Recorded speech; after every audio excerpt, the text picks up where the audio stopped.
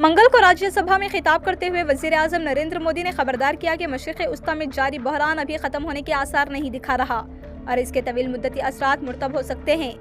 इन्होंने जोर दिया कि आलमी तिजारत में किसी भी रुकावट को नाकाबिले कबूल करार दिया जाता है और इस वक्त भारतीय बहरी जहाज के अमले के अरकान हार्मुज की तंग गुजरगाह में फंसे हुए हैं। वजीर आजम ने इंतबाह किया कि इस जंग के असरात तवील अरसे तक महसूस किए जाएंगे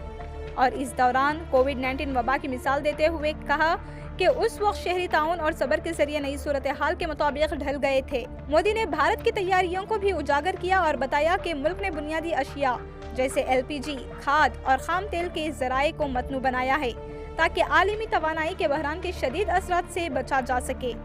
इन्होंने तस्लीम किया कि यह बहरान आलमी माशियत पर असर अंदाज होने वाला बैनुल अक़वामी मसला है, लेकिन साथ ही शहरियों को यकीन दिलाया कि हुकूमत अवाम की फलाह व बहबूद को अव्वलीन तरजीह देती है और कहा मुल्क के अवाम के मफाद के लिए ये हमारी शनाख्त और ताकत है। वज़ीर आज़म ने खलीज में रहने वाले 1 करोड़ से ज़ायद भारतीयों की हिफाजत और फलाह व बहबूद को कौमी तरजीह करार दिया। हुकूमत ने इलाके में कशीदगी कम करने की कोशिशें की हैं और अमन कायम करने के लिए सफारतकारी पर जोर दिया है। इन्होंने तिजारती जहाज़ों पर हमलों और हार्मुज की गुजरगाह की बंदिश की शदीद मजम्मत की और कहा कि भारत इस मुश्किल सूरत हाल में बातचीत और पुरअमन हल की वकालत करता है।